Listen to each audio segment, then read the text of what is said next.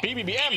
Patungkol ito sa kanyang reaksyon sa talagang walang katapusang issue ng Vice Camp Report Kabalitaan. Tayo ng mga project na pinasok na in-insertion sa insertion. Because yung insertion na ginawa ay hindi naman kasama yun sa budget request.